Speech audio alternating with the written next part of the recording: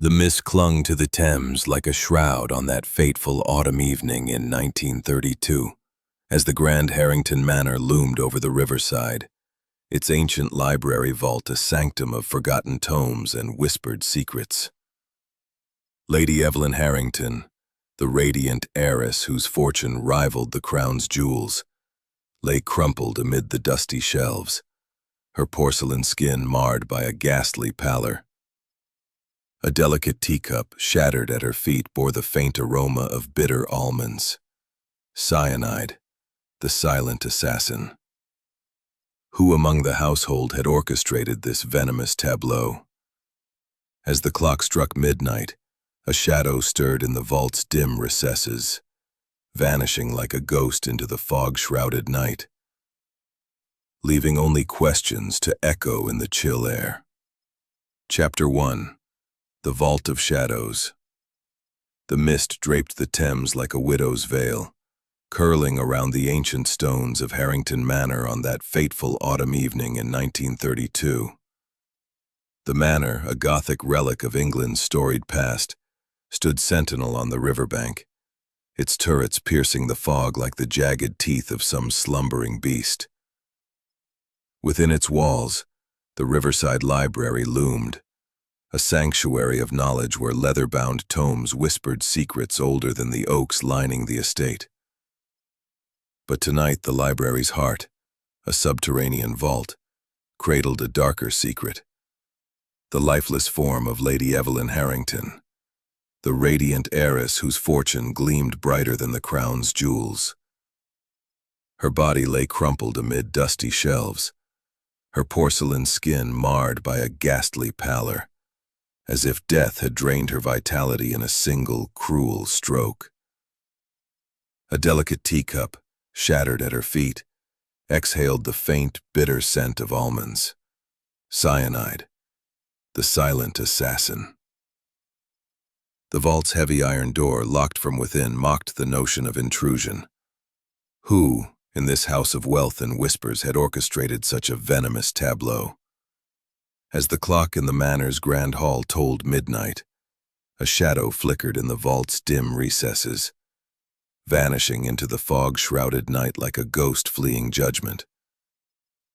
Hercule Poirot, the diminutive Belgian detective with a medico. It's as if the devil himself slipped in and out without a trace. Poirot's green eyes twinkled, catching the lantern light. Mon ami, the devil is but a metaphor for human cunning. A locked room is no barrier to a mind bent on murder. Lead me to this vault of shadows, if you please. Jap, muttering about fancy foreign notions, guided Poirot through the manor's cavernous halls. The air was heavy with the scent of polished wood and old money, portraits of stern-faced Harrington ancestors glaring down from gilded frames. Servants moved like specters, their whispers trailing like cobwebs. The library itself was a cathedral of knowledge, its towering shelves laden with volumes that seemed to bow under the weight of centuries. A spiral staircase descended to the vault below, a chamber carved from the earth, its walls lined with oak bookcases and illuminated by flickering gas lamps that cast eerie shadows across the stone floor. The scene of the crime was preserved, though Lady Evelyn's body had been discreetly removed to the coroner's care. The overturned chair, its velvet cushion askew, marked where she had fallen. The shattered teacup lay scattered like porcelain snowflakes, its saucer cracked but intact on a small mahogany table. A silver tea tray gleamed nearby, holding a pot, a sugar bowl, and a single spoon, all untouched save for the fatal cup. The air still carried a faint, acrid whiff of cyanide, like a ghost lingering to accuse. Poirot knelt, his gloved fingers tracing the cup's fragments, his nose twitching at the telltale almond scent. "She was alone, you say?" Poirot mused, his voice soft but piercing. "Yet this tea service suggests company. or perhaps a deception most clever. The tray, it is for two, no? But only one cup is used. Jap nodded, scratching his chin. That's the rub. Eliza Dowling, the maid, swears she left the tray outside the vault door at Evelyn's request. Said her ladyship wanted solitude to read some old family papers. Locked herself in, key and all. No one else was seen entering or leaving. Poirot's up in Evelyn's will. Rumor is she was about to cut him off for his recklessness. He was in London at a card game the night of the murder, or so he claims. An alibi that begs verification, Poirot noted, tapping his cane on the floor. Then there's Miss Clara Beaumont, the cousin. Lives here on Evelyn's charity. Bit of a wallflower, but sharp-tongued. Folks say she envied Evelyn's beauty and her engagement to a dashing earl. Clara was sweet on him once, you see, before Evelyn swept him up. Jealousy, Poirot murmured, is a poison more potent than cyanide in the heart of a woman scorned.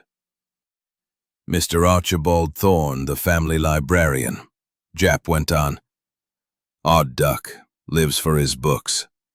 Had full run of the vault and, get this, he's been reading up on toxicology. Old texts, rare stuff. Knew where to find cyanide if he wanted it. Poirot's eyes narrowed. Knowledge is a weapon, Inspector. And the librarian, he guards the arsenal. Lastly, Eliza Dowling, the maid. Loyal enough, but her aunt was sacked by Evelyn years ago for alleged theft. Eliza's got no love for the family, though she hides it well. She prepared the tea tray, mind you. Poirot paced the vault, his steps measured, his mind a whirl of connections. The shelves loomed like silent witnesses, their volumes untouched, save for one, a heavy tome on heraldry, slightly askew. He pulled it down, revealing a torn page, its edge jagged as if ripped in haste. On the fragment, scribbled in elegant script, were the words, "The river claims its due." Poirot pocketed the paper discreetly, his expression unreadable. "A clue, perhaps," he said softly. "Or a taunt from the killer. The Thames, it seems, holds secrets beyond its waters." Jap coughed, impatient. "Clues are all well and good, Poirot, but we've got a house full of suspects and no clear path. The inquest's tomorrow, and the press are sniffing about like hounds." Poirot waved a hand dismissively. "Family." Archibald Thorne lingered near a bookcase, his fingers twitching as if longing to retreat to his tomes. "Lady Evelyn valued the library," he said quietly. "She sought knowledge as I do. Nothing more." Eliza Dowling, serving tea with mechanical precision, kept her eyes downcast. "I did my duty, sir," she whispered to Poirot. "The tray was left as she asked. I swear it." Poirot observed them all, his gray cells cataloging every glance, every tremor. The room buzzed with unspoken tensions, a web of motives spun from greed, envy, and betrayal. He sipped the tea Eliza offered, noting its untainted warmth, and set it down with a delicate clink. "Mesdames et messieurs," he began, his voice cutting through the silence like a blade.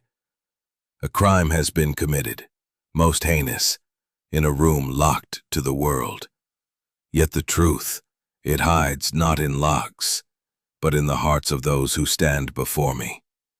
I, Hercule Poirot, shall uncover it." As he spoke, the grandfather clock in the hall struck 1, its chimes reverberating like a funeral knell.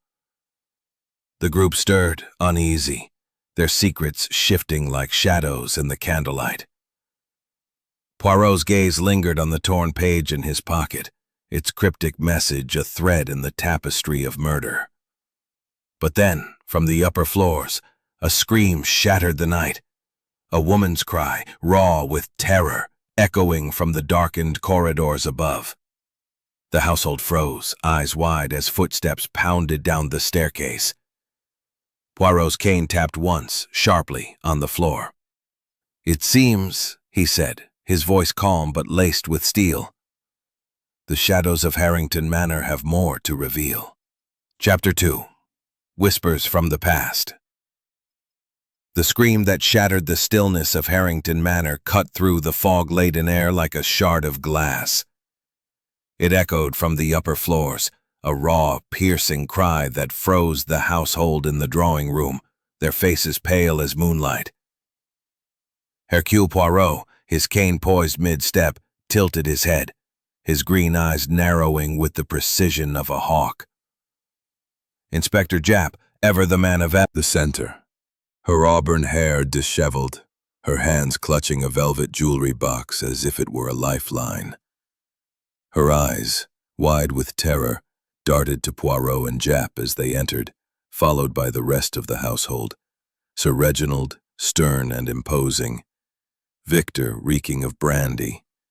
Mr. Thorne, his scholarly demeanor frayed. And Eliza Dowling, lingering at the threshold, her maid's apron twisted in her fingers. It was hers. Evelyn's sapphire necklace, Clara stammered, her voice quivering like a leaf in a storm. "Gone. Stolen from my room while we were below in the drawing room. I came to fetch my shawl and found the box. Empty." She thrust the box toward Poirot, its velvet lining bare, the absence of the famed Harrington sapphire, a gem said to rival the Star of India, as glaring as a wound. Poirot's mustache twitched as he examined the box, his gloved fingers tracing its edges. "Mademoiselle Beaumont, when did you last see this necklace?" His tone was gentle, but his eyes were sharp, probing for the flicker of deceit. "Yesterday afternoon," Clara replied, her gaze faltering. "Evelyn wore it to tea in the conservatory. She flaunted it, you know. Said it was her birthright, a gift from her late father. I kept it here for safekeeping. She trusted me." Her voice cracked and she sank onto a chaise longue, her hands covering her face. "But someone crept in, like a thief in the night," Japp snorted, scribbling in his notebook. "Thief, eh? Or worse. That necklace is worth a king's ransom. Motive enough for murder, if you ask me." Poirot raised a hand, silencing Japp's bluster. "Patience, Inspector. A theft in the wake of murder is no coincidence. It is a thread in the tapestry of this crime." He turned to Clara, his voice soft but insistent. "Mademoiselle, you and Lady Evelyn were close, no? Yet I sense a tension. Tell me, what lay between you?" Clara's lips tightened, her eyes flashing with something akin to strain. "Debts that mount like storm clouds over this manor. Tell me, what was the state of your marriage?" Reginald's jaw clenched, the cigar's tip flaring red. "Evelyn was demanding," he said, his voice clipped. "Her fortune came from her father's shipping ventures, tied to the Thames trade. I managed the estate, yes, but her wealth was hers alone, locked in trusts I couldn't touch. Debts? Mere trifles, Mr. Poirot. A gentleman's burdens, nothing more." Poirot's eyes gleamed. "Trifles, you say? Yet trifles, when poisoned by desperation, may turn deadly." He paused, letting the words hang like the fog outside. "And this necklace, did it hold value beyond sentiment?" Reginald's hand twitched, betraying a flicker of unease. "It was priceless, yes. Evelyn cherished it, wore it to flaunt her status. Its loss is inconvenient." Before Poirot could press further, Victor Harrington stumbled into the room, his cravat askew, his breath heavy with brandy. The younger brother's boyish charm was marred by a reckless glint in his eyes, as if he danced on the edge of ruin. "What's all this about the necklace?" he slurred, collapsing into an armchair. "Evelyn's gone, and now her baubles vanish? Convenient, eh? Maybe someone's cashing in on her demise." He laughed, a hollow sound that grated on the room's tense silence. Poirot turned to him, his voice sharp. "Monsieur Victor, you speak of convenience. Your sister's fortune. It was to pass to you, no? Yet I hear she planned to alter her will, to curb your indulgences." Victor's laugh died, his face paling. "She lectured me, always did. Said my gambling was a disgrace, but cut me off? No, she'd never. I was in London that night, winning at cards with lords and rogues. Ask them."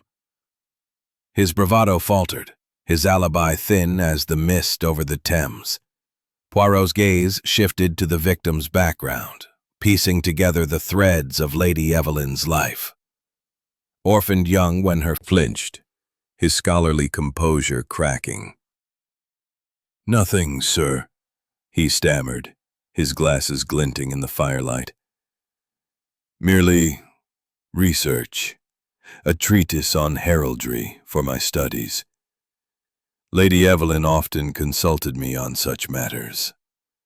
Poirot's smile was thin. "And yet the vault yielded a torn page, inscribed with a cryptic phrase, 'The river claims its due.' A curious choice for heraldry, no?" Thorne's face drained of color, but before he could respond, Eliza Dowling approached, her eyes downcast. "Begging your pardon, sir," she whispered to Poirot, "but I overheard something odd. Lady Evelyn and Sir Reginald arguing in the library last week. He begged her for funds to settle debts. She refused, called him a leech." Her voice trembled as if betraying a confidence cost her dearly. Poirot nodded, filing the detail away. "Merci, mademoiselle. The truth, it emerges in whispers." The clock struck 2, its chimes rolling through the manor like a warning. Poirot retired to his guest room, a modest chamber overlooking the river's dark ribbon. He stood at the window, the fog swirling like a conspirator, his mind weaving connections. The stolen necklace, the torn page, the locked vault, the bitter almond scent. Each clue was a brushstroke in a portrait of murder, but the artist remained elusive. Reginald's debts, Clara's envy, Victor's greed, Thorne's secrets, Eliza's grudge. Motives swirled like the Thames currents, each suspect a shadow in the fog. As he turned to his bed, a faint rustle broke the silence.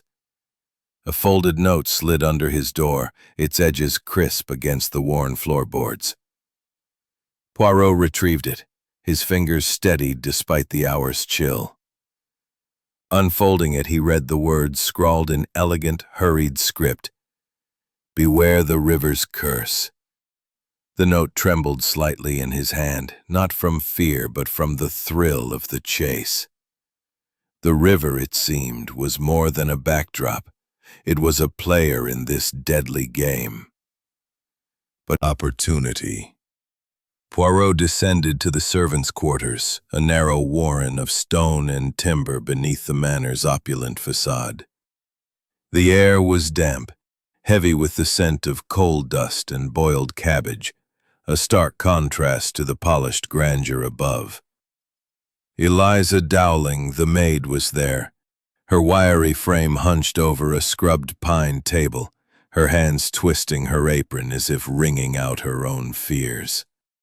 Her face, lined beyond her 40 years, bore the weight of servitude and suppressed resentment. Poirot approached, his cane tapping softly, his expression one of calculated sympathy. "Mademoiselle Dowling," he began, his Belgian accent softening the formal address. "You are the heart of this household, non? the one who sees, who hears, who knows the rhythms of its secrets. Tell me of Lady Evelyn, and of the tea that brought her death." Eliza's eyes flickered, caught between loyalty and dread.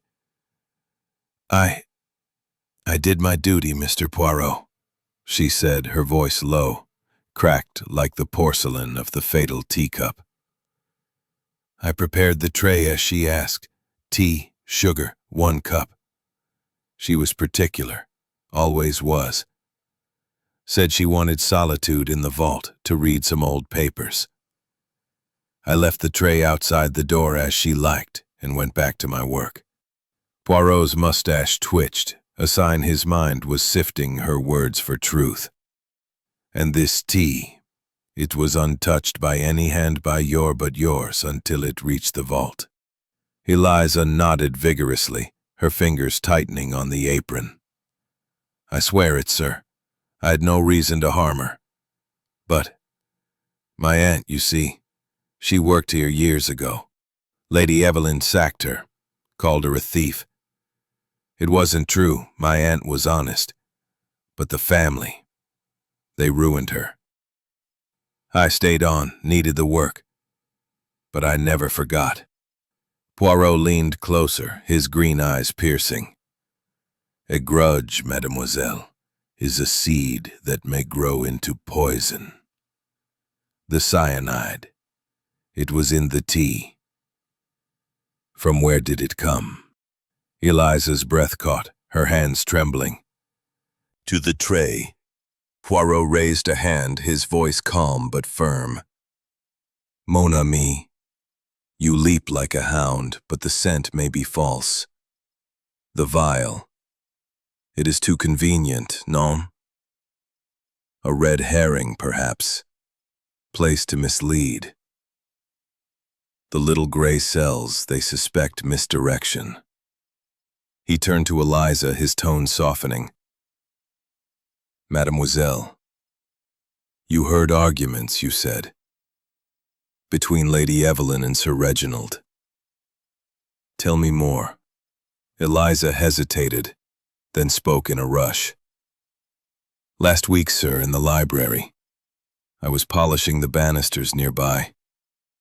Sir Reginald was pleading, said the estate was crumbling, debts piling up. Lady Evelyn laughed, cold-like. Said she'd not pour her fortune into his failures. Called him a parasite. Said she'd see him ruined first." Poirot's eyes gleamed. "A marriage strained by gold. A potent motive. Merci, mademoiselle." Jap, undeterred, clapped handcuffs on Eliza's wrists. "We'll sort the truth at the station." "Can't ignore evidence, Poirot." The detective shook his head. "Evidence, Inspector, is but a mask until the truth unmasks it. Release her for now. I have need of her eyes and ears in this house." Reluctantly, Jap complied, though his scowl spoke volumes. Poirot led the way to the kitchen, a cavernous space of copper pots and gleaming tiles, where the tea tray had been prepared. He examined the pantry, noting the locked cabinet where rat poison was stored. A faint scratch on the lock suggested tampering, but by whom? The housekeeper, Mrs. Harrow, a stout woman with a face like a closed book, confirmed the vial's absence but swore the cabinet was secure. "A lock," Poirot mused, "is only as strong as the hand that holds the key." Next, he sought Mr. Archibald Thorne, the librarian, in the library's upper chamber, where sunlight filtered through stained glass, casting jeweled patterns on the oak floor. Thorne sat at a desk piled with manuscripts. Perhaps? Thorne's composure cracked, his voice rising. "No, sir. That's from a family chronicle, a history of the Harringtons. It's folklore, about a curse from an ancestor who drowned in the Thames, Nothing to do with poison. Poirot's smile was thin. Folklore or a killer's flourish? We shall see. As they spoke, the library door swung open, and Victor Harrington staggered in, his cravat askew, his eyes bloodshot from a night of brandy and bravado. "What's this about folklore?" he slurred, clutching a leather-bound book. "Found something, Poirot. Evelyn's diary, hidden in the vault, tucked behind a panel. Sneaky, eh? Says she had a secret lover. Someone close." The room tensed, the air thick with suspicion.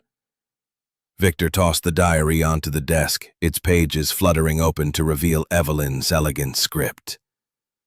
Poirot's fingers traced the words, his mind racing. A lover? A new motive, or another red herring? He scanned the entries, cryptic mentions of rendezvous by the river, a man whose initials were obscured by smudged ink. But a photograph slipped from the pages, fluttering to the floor like a fallen leaf. It showed a man standing by the Thames, his face shadowed, his silhouette blurred by mist. Poirot held the photograph to the light, his gray cells whirring. "A lover? Or a phantom?" he murmured. "This image, it tells a story. But whose?" The household gathered, their eyes darting between the diary and the photograph.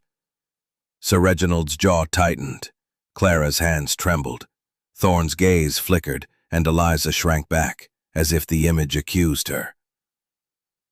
Jap, ever practical, demanded, "Who's this chap, then? Someone in this room?" Poirot's voice cut through the tension. "Patience, mon ami. The truth, it is like the river, deep, winding, but always flowing to light." But as he spoke, a gust of wind rattled the library windows, and the photograph slipped from his fingers, drifting toward the fireplace. Before he could retrieve it, a spark caught it. "Evidence! Now what?"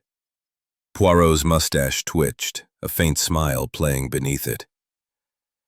"Mon ami, the loss of a clue is but a challenge to the mind. The image, it showed a man by the river, oui? A lover, perhaps, as the diary suggests. This alters the tapestry of motives." He turned to the group, his voice sharp yet measured. "Mesdames et messieurs, Lady Evelyn had a clandestine affair? Who among you knew of this shadow in her heart?" Sir Reginald's face flushed crimson, his cigar dropping ash onto the Persian rug. "Preposterous!" he barked, his aristocratic drawl cracking. "Our marriage was solid, Mr. Poirot. Evelyn was loyal, devoted. This talk of a lover is slander." Yet his hands trembled, betraying a crack in his stoic facade, and Poirot's eyes noted the flicker of doubt. Clara Beaumont sneered, her voice dripping with venom. "Loyal? Oh, please, Reggie. Evelyn had admirers trailing her like moths to a flame. She reveled in it, always did. That Earl of hers wasn't enough, she needed more." Her words, laced with envy, cut through the room, and Poirot's gaze lingered on her, probing the depths of her resentment. Victor chuckled, a hollow sound that echoed his recklessness. "A lover, eh? Maybe it's old Thorne here, mooning over her in the vault, whispering sweet nothings over dusty books." He grinned, but his eyes were sharp, watching the librarian's reaction. Mr. Thorne's thin frame stiffened, his glasses glinting in the firelight. "Absurd," he snapped, his voice rising above its usual whisper. "I am devoted to knowledge, Mr. Harrington, not romance. Lady Evelyn consulted me on literature, nothing more. I respected her intellect." Yet his fingers twitched, clutching the edge of his coat, and Poirot's gray cells catalogued the nervous tick. Eliza Dowling remained silent, her head bowed, but her presence was a quiet accusation. Poirot turned to her. Mademoiselle, you served the tea. You heard the arguments. Did Lady Evelyn speak of a lover? A man by pristine condition. No scratches, no signs of tampering. Yet the tea tray, with its single cup, suggested a ritual of solitude, or a trap. Jap followed, grumbling. No duplicate key, Poirot. We checked. The lock's one of a kind, made for the vault. Unless someone's a master locksmith, they didn't get in from outside. Poirot's eyes twinkled. The mind, Inspector, is the greatest locksmith. Consider. The killer enters, poisons the tea, locks the door from within, and vanishes. But how? The answer lies not in the lock, but in the method. He knelt by the tea tray, its silver gleaming like a mirror. The pot was cold, the sugar bowl untouched, the spoon clean. The cyanide, Poirot said, was in the cup, not the pot. A precise act, no? The killer knew her habits. Tea, no sugar. Taken alone in the vault. Eliza, summoned to the vault, repeated her story. She prepared the tray, left it outside, and heard the door lock click as Evelyn retrieved it. She was particular, sir, Eliza said, her voice trembling. Always locked herself in when she worked. Said the vault was her sanctuary. Poirot's gaze shifted to the shelves, where the torn page had been found. The book, a family chronicle, mentioned a curse tied to the Thames. An ancestor drowned, his wrath haunting the heirs. A red herring, perhaps, to stir superstition. Or a clue to the killer's mind. He scanned the shelves, noting their orderly rows, save for one volume slightly askew. Pulling it down, he found a faint mark, a fingerprint in dust, fresh, as if someone had handled it recently. "Thorn," Poirot called, summoning the librarian. "This book. It was touched after Lady Evelyn's death." "By whom?" Thorn paled, his hands fluttering. I check the shelves daily, sir. It could have been me, cataloging, nothing more." Poirot's smile was thin. "Nothing more, you say? Yet everything in this vault speaks, Monsieur Thorn." The investigation moved to Sir Reginald's study, a room of leather and to kill her. The necklace was mine by right. She promised it, then snatched it back.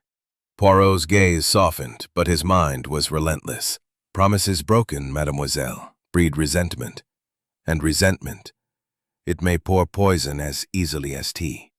As twilight fell, Poirot strolled to the riverbank, the Thames a silver ribbon under the fading light. The willows drooped, their branches trailing in the water, whispering of secrets older than the manor.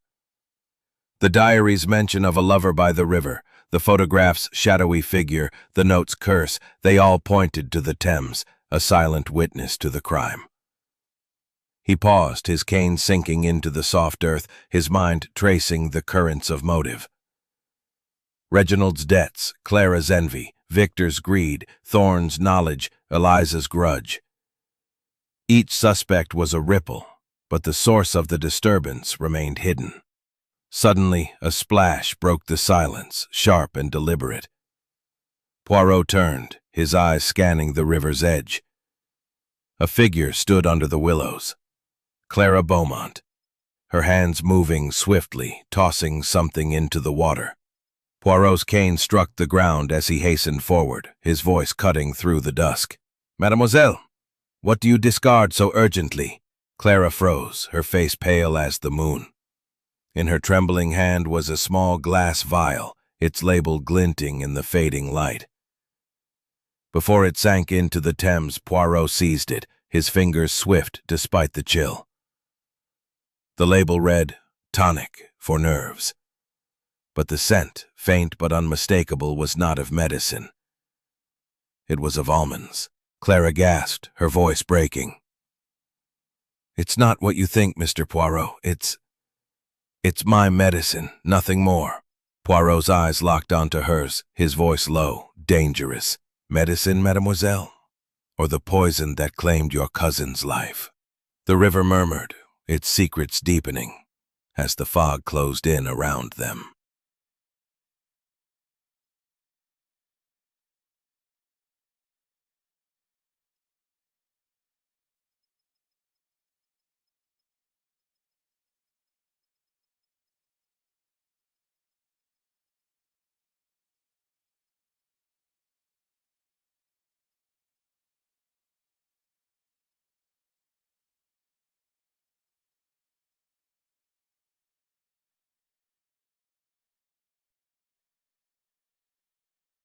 Chapter 5. Shadows of Inheritance. The Thames flowed like a vein of secrets past Harrington Manor, its waters catching the last glimmers of twilight as the fog thickened, wrapping the estate in a shroud of mystery. Hercule Poirot stood by the riverbank, the glass vial in his gloved hand glinting faintly, its label proclaiming, "Tonic for nerves," but its faint almond scent whispering of cyanide. Clara Beaumont, her auburn hair disheveled, stood before him, her face pale as the moon, her eyes wide with panic. "It's not what you think, Mr. Poirot," she cried, her voice breaking like a wave against the shore. "It's medicine, I swear. I threw it to avoid suspicion, nothing more." Poirot's mustache twitched, his green eyes piercing through the dusk. "Mademoiselle Beaumont, the heart may lie, but the evidence, it speaks. This vial, it carries the scent of death. Why discard it in the river, if it is so innocent?" His voice was soft, but its steel cut through her protests, and Clara sank to her knees, her hands covering her face. "I didn't kill her," she sobbed. "Evelyn taunted me. Always did. Her beauty, her wealth, that sapphire necklace she dangled like a prize.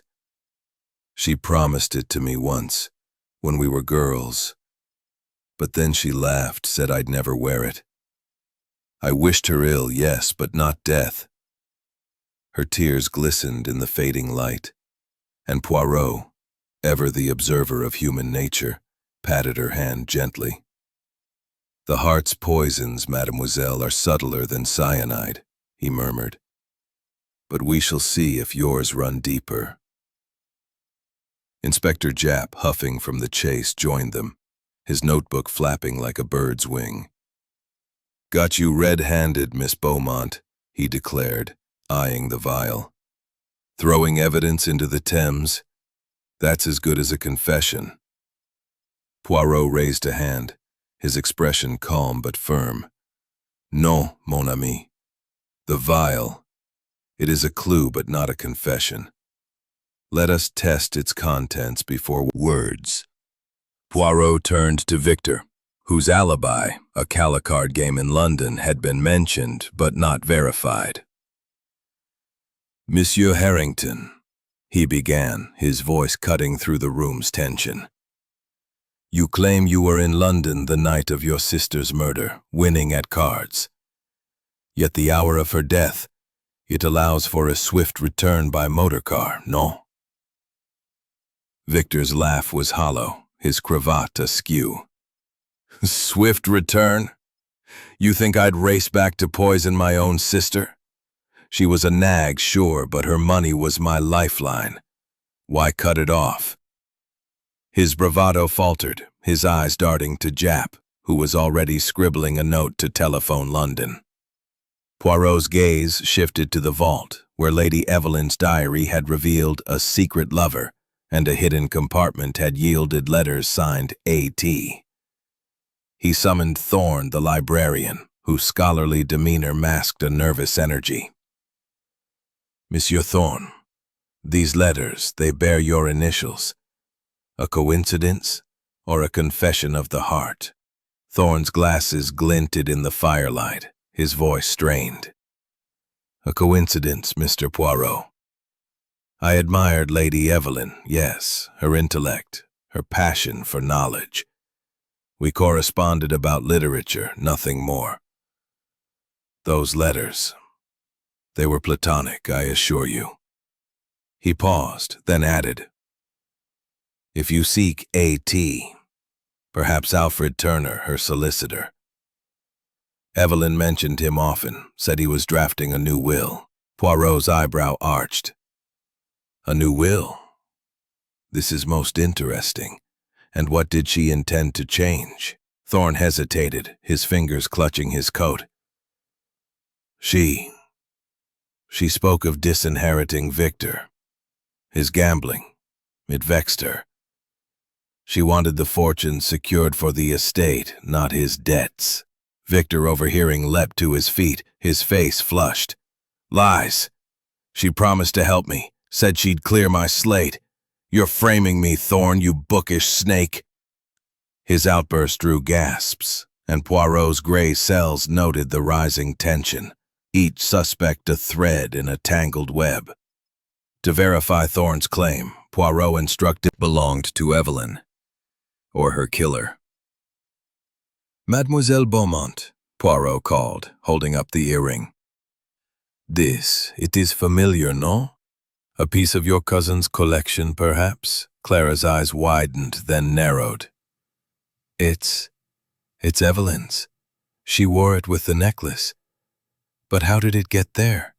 I never entered the vault that night. Her voice trembled, but her denial rang hollow, and Poirot's gray cells catalogued her reaction.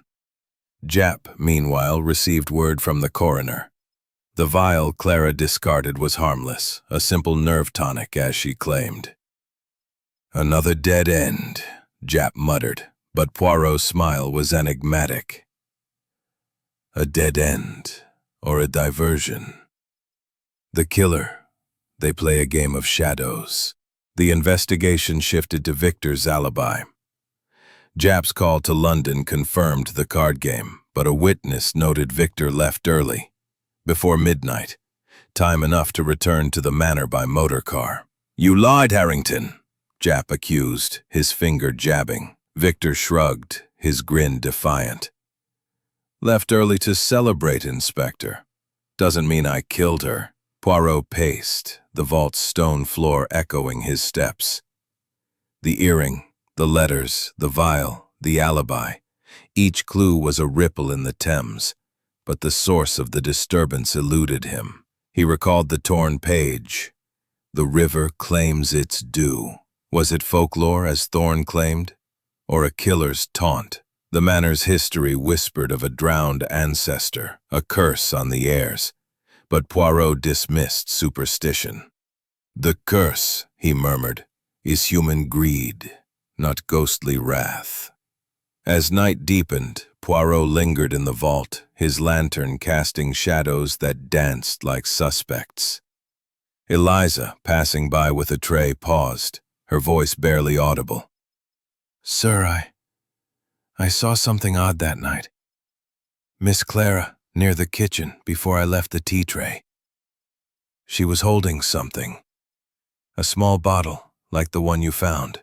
Poirot's eyes gleamed. Merci, mademoiselle. The truth, it emerges in whispers. But before he could press further, a gunshot cracked through the night, sharp in a ghostly veil. The boathouse. A weathered structure perched where the Thames lapped at the estate, was the source of the sound. Its wooden door ajar, swaying in the breeze like a beckoning hand. Stay back, Jap bellowed, his revolver drawn, his breath puffing in the cold. Whoever's out there, show yourself. His voice, gruff and commanding, cut through the fog. But only silence answered, broken by the distant hoot of an owl and the river's soft murmur. Poirot, his green eyes piercing the gloom, stepped forward, his mustache quivering with focus. Mon ami, caution is wise, but the truth, it waits for no man. His cane tapped the gravel path as he approached the boathouse, its timbers creaking under the weight of secrets. Inside, the air was damp, heavy with the scent of algae and old rope.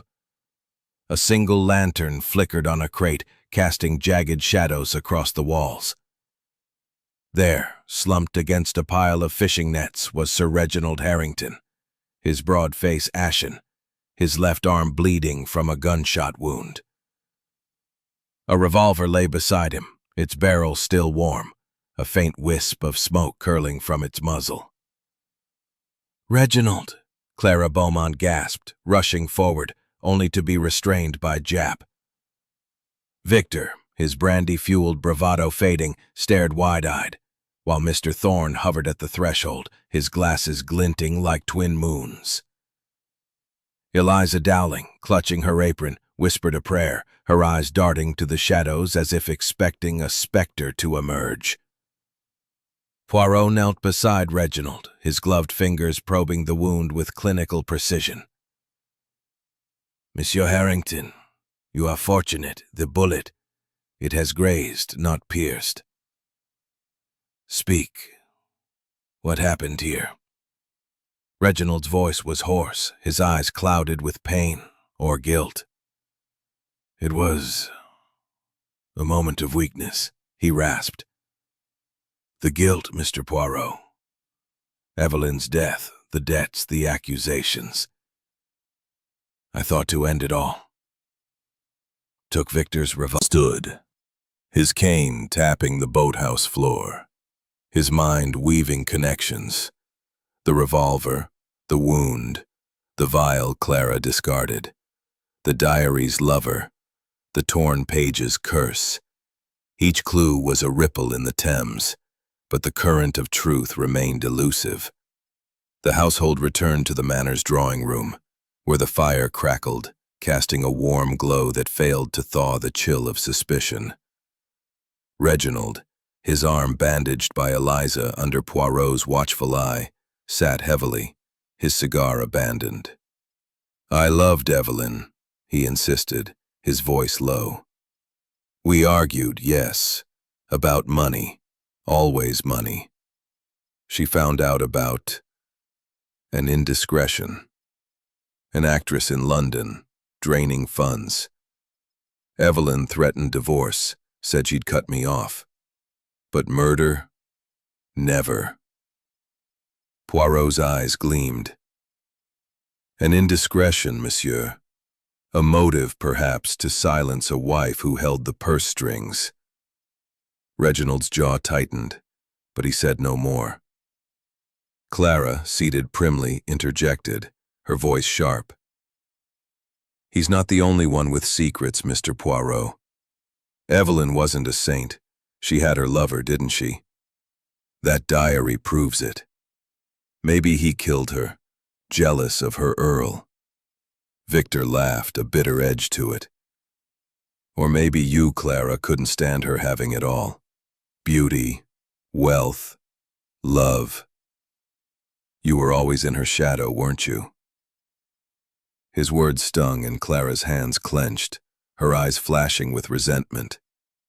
Thorne, lingering by the bookcase, adjusted his glasses nervously. "This talk of lovers is nonsense," he said, his voice strained. "Lady Evelyn was devoted to her work in the vault, family history, literature.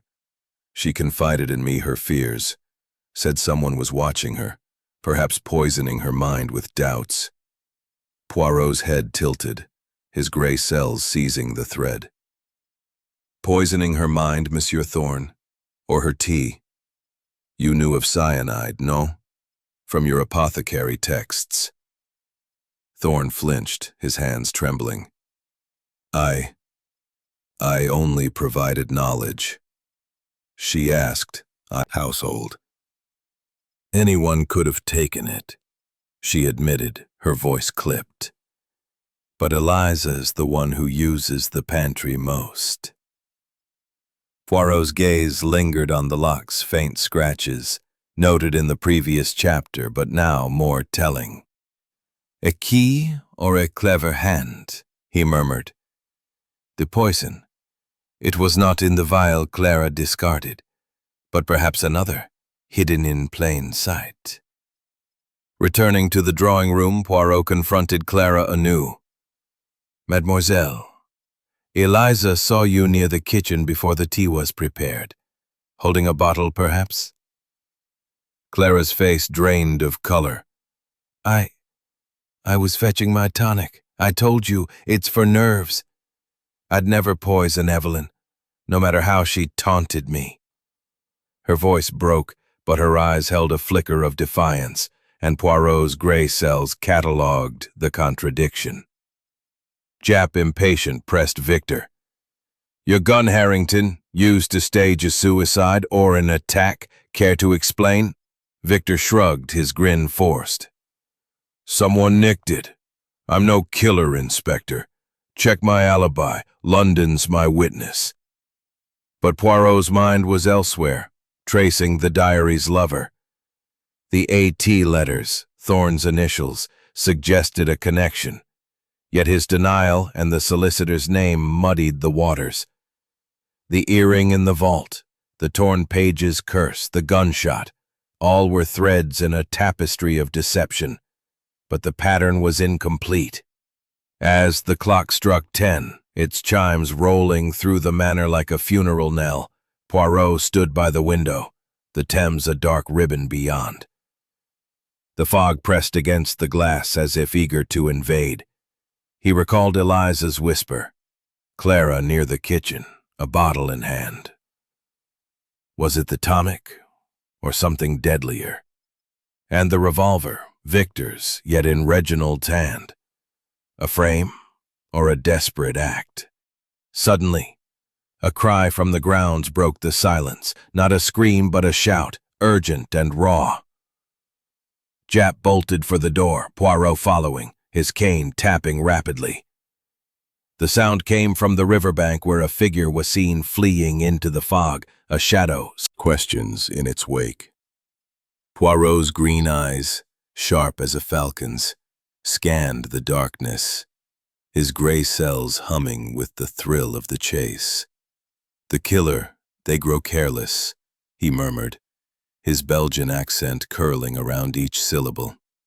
"Or perhaps they wish to be seen." Jap, his revolver drawn, growled, "Careless or not, they're out here, Poirot. That shot at Reginald, now this. Someone's playing a dangerous game."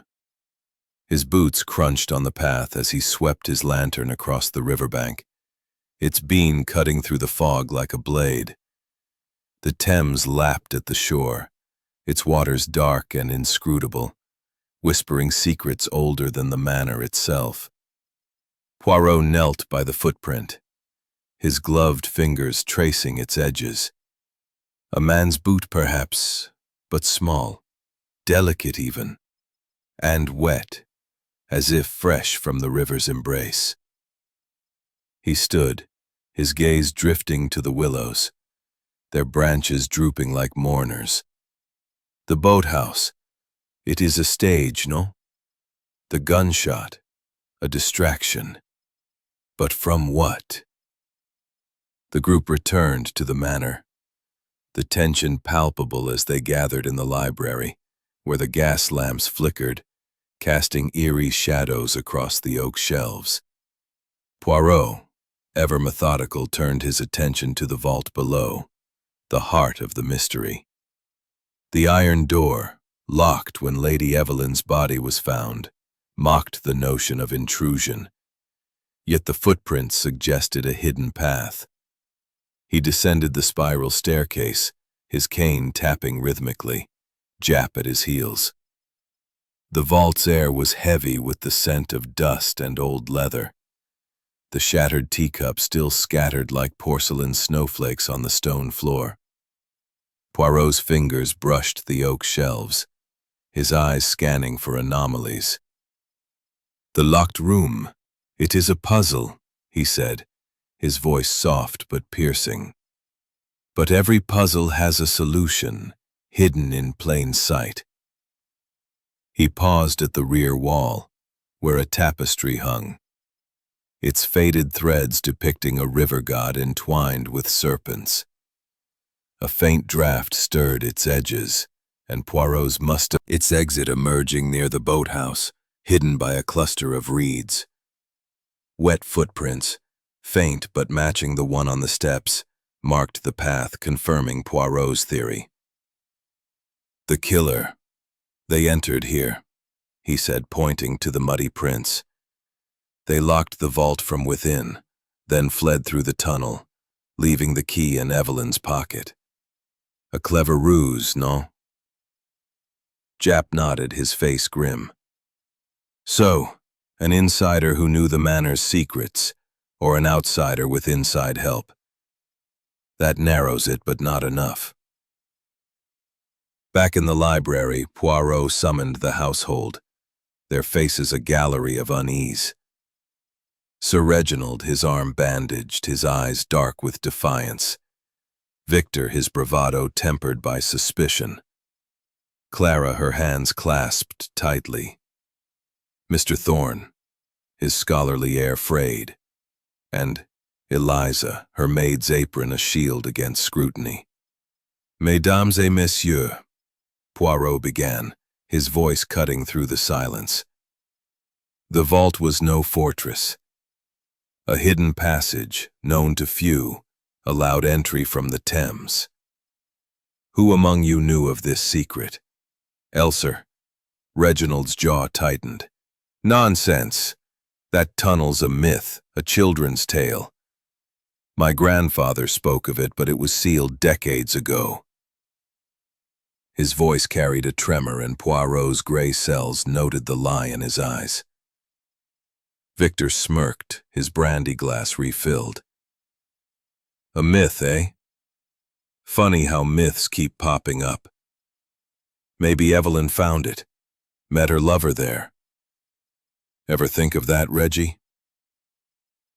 His taunt drew a scowl from Reginald, and Clara's eyes flashed with resentment. Thorne adjusted his glasses, his voice low. "The manor's records mention a passage, yes, used during smuggling days, but I thought it lost to time. Lady Evelyn. She asked about the family history, but I never showed her such a thing." Poirot's gaze shifted to Eliza. "And you, mademoiselle?" "The servants. They know the manor's veins better than its masters. Elser." Eliza's hands twisted her apron. "They were mine," he confessed, his voice breaking. "Not love, but admiration. Evelyn confided in me. She feared poisoning, said someone was watching her. I urged her to be cautious, but..." His words trailed off, his glasses fogging with emotion. Clara, questioned about her kitchen visit, insisted it was for her tonic. "I was nervous, Mr. Poirot, with Evelyn's death. I needed my medicine, nothing more." But Eliza's testimony, Clara with a bottle, cast a shadow over her claim. As evening deepened, Poirot returned to the vault, his lantern illuminating the tunnel's entrance. The passage, a relic of smuggling days, explained the locked room, but not the killer's identity. The wet footprints, the revolver, the vial, the diary's lover, all were threads in a tapestry of deception. The river's curse from the torn page echoed in his mind. A red herring or a killer's flourish? The manor's history spoke of a drowned ancestor, but Poirot dismissed superstition. "The curse," he murmured, "is human malice." A storm brewed over the Thames, its first rumble shaking the manor's windows. Poirot stood in the library, the household gathered, their faces tense. "The passage," he said, "reveals the method, but not the hand. The killer, they knew the manor's secrets, moved through its shadows. But why the gunshot? A distraction or a warning?" Before anyone could respond, a thunderclap shook the manor, and a new cry pierced the night, not from the river, but from within the house. Jap bolted upstairs, Poirot following, his cane tapping rapidly. The sound came from Eliza's quarters, where a window stood open, curtains fluttering in the storm. On the floor lay a small, damp handkerchief, embroidered with the initial C. Clara's? Or another deception? As the household crowded the doorway, Poirot's eyes narrowed, his voice low. The storm, it seems, brings more than rain. The killer, they leave their mark and flee into the night. Chapter 8. Storm of Suspicions. From the start, Poirot's mustache twitched, his voice calm but sharp. Patience, mon ami. A letter embroidered is not a confession, but a thread in the tapestry of truth. Let us see where it leads. He lifted the handkerchief, its fabric heavy with river damp, and inhaled faintly. No scent of almonds, only the tang of the Thames. Curious, he murmured, found in Mademoiselle Dowling's room, yet marked with another's initial. A careless mistake, or a deliberate taunt? The cry that had drawn them upstairs still echoed in their minds, its urgency undimmed by the storm's roar. Eliza, her voice barely audible over the wind, rattling the open window, stammered, I didn't scream, sir. I was tidying when I heard it. Came from outside, I thought. Then I found that handkerchief. It's not mine, I swear. Her eyes darted to Clara, then away, fear etching her weathered face. Poirot turned to Clara, his gaze piercing. Mademoiselle Beaumont, this C, it suggests you. Have you been in these quarters, perhaps leaving a token of your presence? Clara's hands clenched, her voice sharp with indignation. Absurd. I've no reason to skulk in servants' rooms. That's Evelyn's handkerchief. She had a set, embroidered for her trousseau. Someone's trying to frame me, Mr. Poirot. Her eyes flashed, but a tremor betrayed her, and Poirot's gray cells catalogued the contradiction. Jap, undeterred, pressed Eliza. You found it, girl, but you're neck-deep in this. You prepared the tea. Your aunt's disgrace gave you motive, and now this cry from your room? Speak plain or it's the station for you. Eliza's lips quivered, and she sank onto a narrow cot, her voice breaking. I've told you all I know, sir. My aunt was sacked years ago. Lady Evelyn called her a thief, but it was Sir Reginald who framed her. I found papers in the vault, hidden in a ledger proving he pilfered funds and blamed my aunt to cover it. I kept quiet, needed the work, but I never forgave them. She produced a crumpled ledger page, its ink faded. Tea to keep her quiet. His taunt drew a snarl from Reginald, and the room's tension thickened, the storm outside mirroring the storm within. Poirot raised a hand, his voice cutting through the discord. Mesdames et messieurs, accusations fly like the wind, but the truth, it lies in evidence. Let us return to the facts. He paced, his cane tapping rhythmically, his mind weaving connections. The hidden passage from the Thames, the wet footprint, the revolver in Reginald's hand, the handkerchief with Clara's initial, the ledger exposing Reginald's fraud. Each clue was a ripple in the river of deceit, but the source remained elusive. To deepen the investigation, Poirot confronted Victor about his alibi, now weakened by his early departure from the London card game. Monsieur Harrington, Poirot said, his tone deceptively mild, you left the game before midnight, time enough to return to the manor. And the revolver, it was yours, found in your brother-in-law's hand. A coincidence or a frame? Victor's grin was forced, his eyes bloodshot. Frame? Me? I was celebrating a win, Poirot, not sneaking through tunnels. Someone nicked my gun, Reginald probably, to play the victim. He produced a crumpled receipt from his pocket, tossing it onto the table. Here, proof I bought cyanide. For rats, mind you. Found it in my room, but I never used it. Someone setting me up. Poirot examined the receipt. Its date recent, the purchase made in a London chemist's shop. Cyanide. For rats, he mused. Or for a sister whose fortune you craved. The receipt, it is convenient. Perhaps too convenient. Jap seized the receipt, his face grim. Forged or not, this ties you to the poison, Harrington. You're not wriggling out of this one. Poirot turned to Thorne, whose nervous fingers clutched a book as if it were a shield. Monsieur Thorne, you saw a figure in the tunnel, you said. Miss Beaumont's silhouette. Yet now we find her handkerchief in Eliza's room. Speak. What did you see? Thorne's voice was barely a whisper. Fear beneath her loyalty. The storm raged on, its thunder shaking the manor's ancient walls. Poirot stood by the window, the Thames a dark ribbon beyond, its currents mirroring the swirling motives. Reginald's embezzlement, Victor's greed, Clara's envy, Thorne's secrecy, Eliza's grudge. The hidden passage explained the locked room. But the handkerchief, the receipt, the gunshot, all were threads in a tapestry of deception, their pattern incomplete. Jap, impatient, pressed Reginald. Your wound, sir, it's superficial. Staged maybe to throw us off? And this ledger, proof you stole from Evelyn's fortune.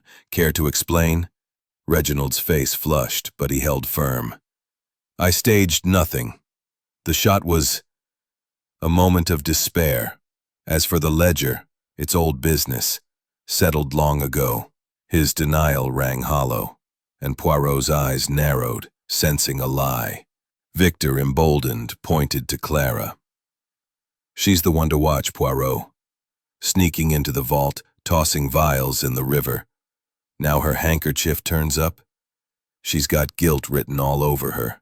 Clara's sob turned to a snarl. You'd love that, Victor, wouldn't you? Shift the blame from your debts and your cyanide. Poirot raised a hand, his voice calm but commanding. Enough.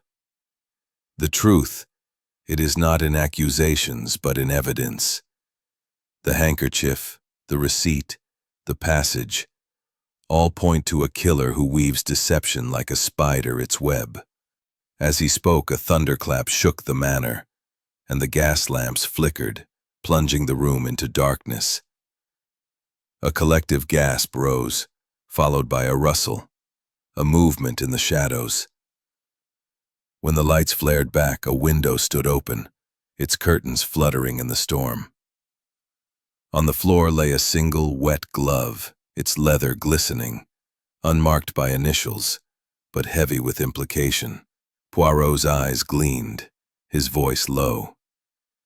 The killer, they leave their mark, and the storm, it seems, carries their flight into the night.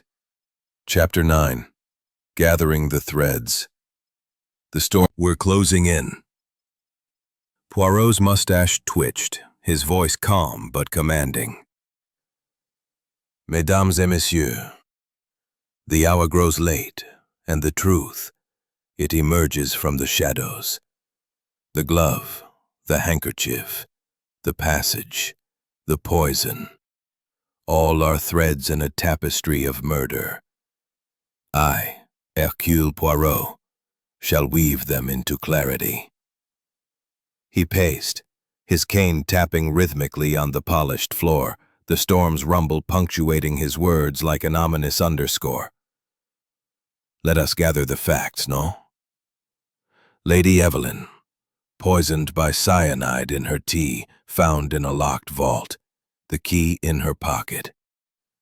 A passage from the Thames allowed entry, unseen.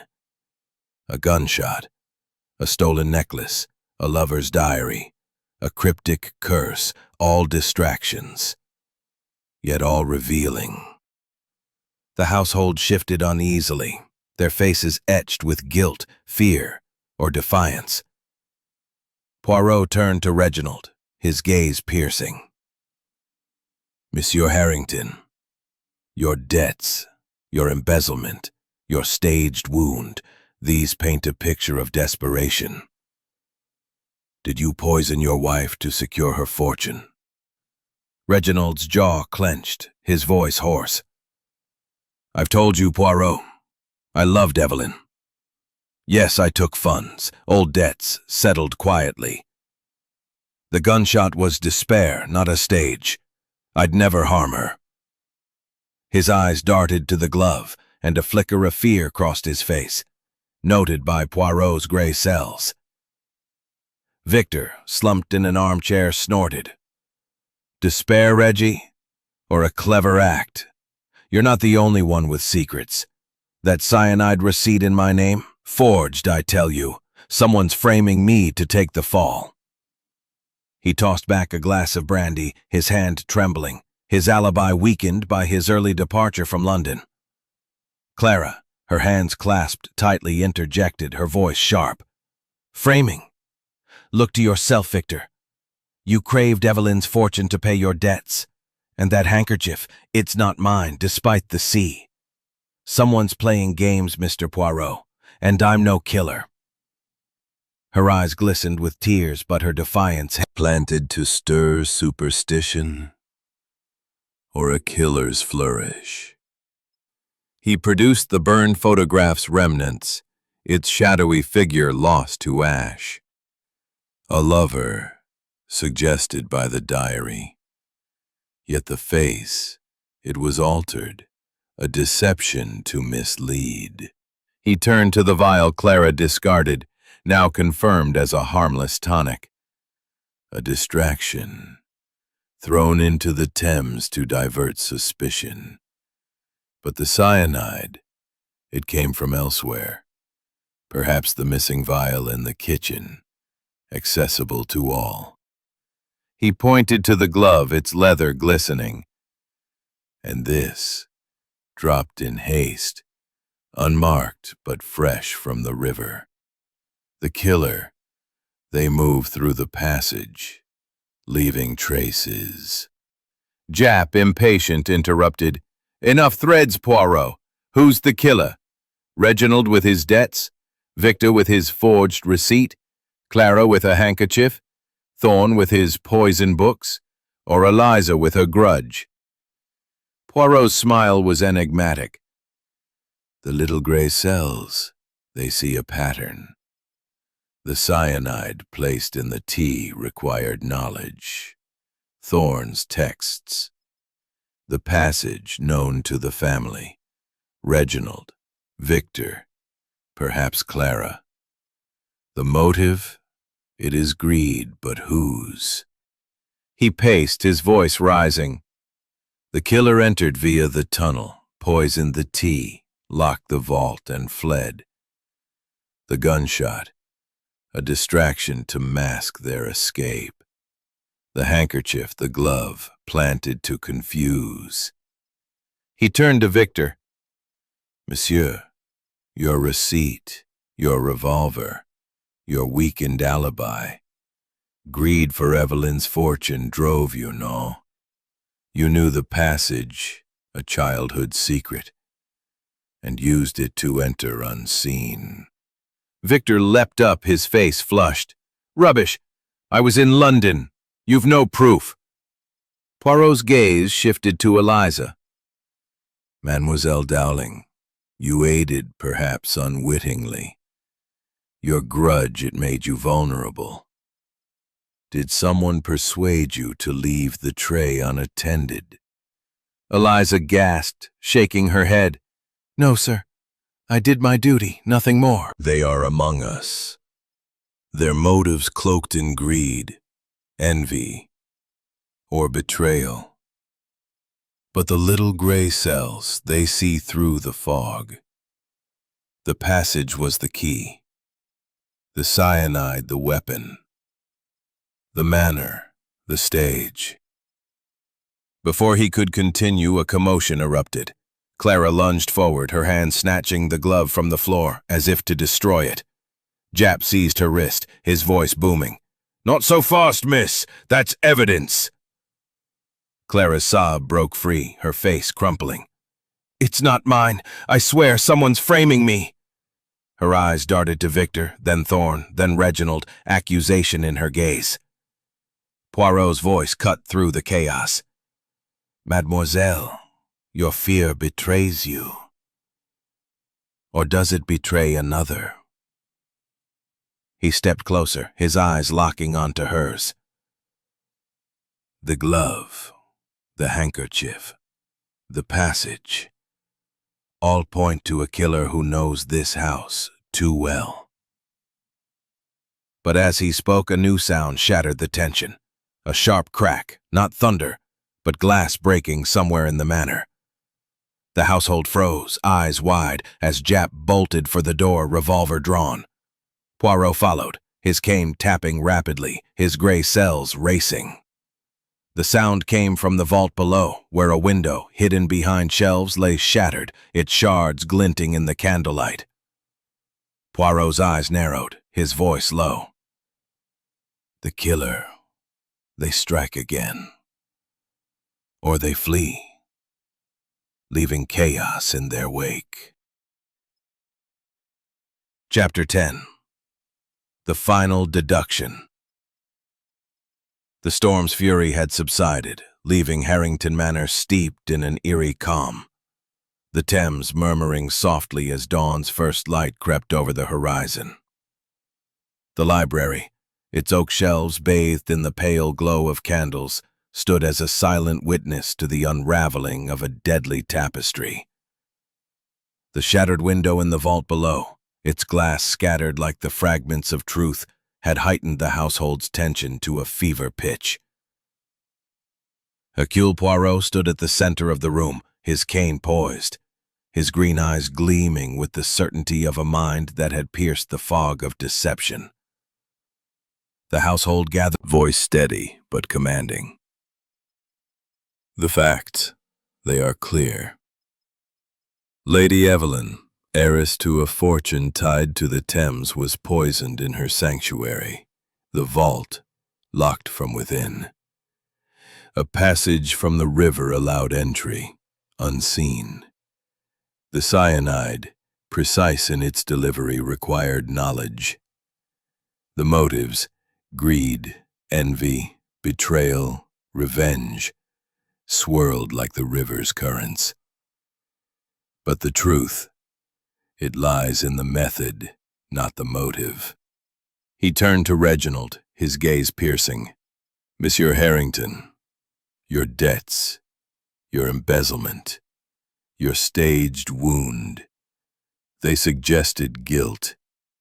The ledger found by Eliza exposed your theft from Evelyn's fortune. You argued with her, faced divorce. A motive, no? Yet your despair, it was genuine. Your wound real, if shallow. You are not the killer." Reginald's shoulders sagged, relief warring with shame. "I told you, Poirot. I loved her, despite our quarrels." Poirot's eyes shifted to Victor. "Monsieur Harrington, your greed, your weakened alibi, your revolver in Reginald's hand.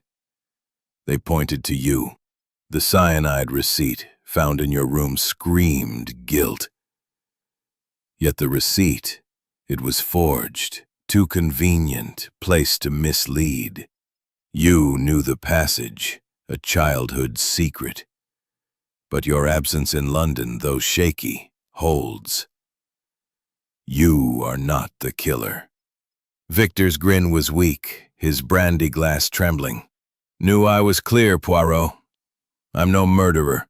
Clara, her hands clenched, interrupted. "Then who, Mr. Poirot? You've accused us all. That handkerchief, the glove, they're not mine, despite the sea. Someone's framing me."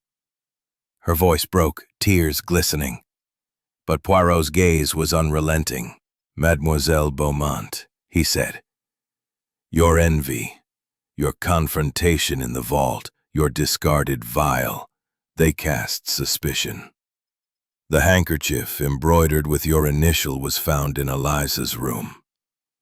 Yet it was Evelyn's, part of her trousseau, planted. No, Mr. Poirot, you're mistaken. I admired her, yes, but I'd never. Poirot raised a hand, his voice cutting like a blade. Silence, monsieur. The evidence, it speaks. You knew the manor's secrets, the passage, a relic of smuggling days, detailed in the chronicles you guarded. You used it to enter the vault, unseen, locking the door from within after poisoning the tea. The cyanide, sourced from your apothecary texts, was your weapon. The torn page, the river claims its due, was your flourish, a nod to the curse you planted to stir superstition. The room gasped, eyes turning to Thorne. Japp's hand hovered over his revolver, ready to act. Poirot continued, his voice relentless. The photograph, altered to suggest a lover, was your creation, burned to destroy evidence. The handkerchief, stolen from Evelyn's trousseau, you placed in Eliza's room to frame Clara. The glove, dropped in haste, was yours, wet from the tunnel's damp. The gunshot, you fired at Reginald, a distraction to mask your movements, knowing his revolver, Victor's, was accessible in the study. Thorne's composure shattered, his voice rising. Lies! You've no proof, Poirot. I was her confidant, not her killer. Poirot's smile was cold. Proof, monsieur? The little gray cells. They find it.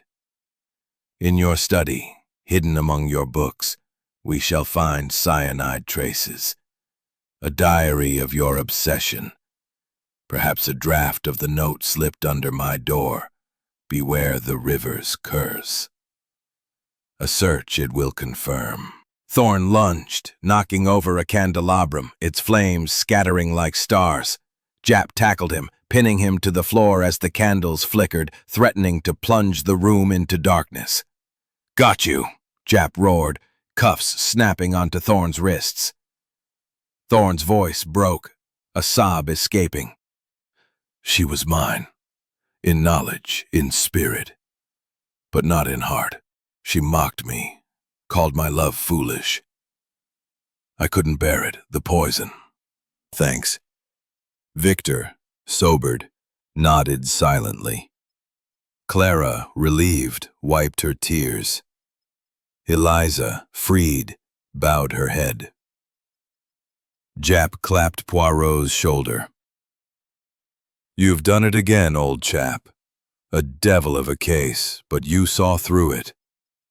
Poirot's smile was modest. The little gray cells, mon ami. They see what others miss. Now, let us leave this manor to its peace.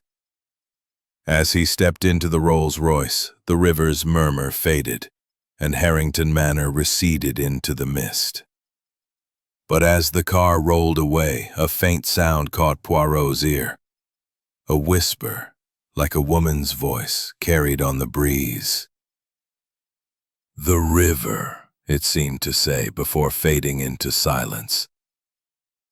Poirot's mustache twitched, and he closed his eyes. The case truly closed. Or was it?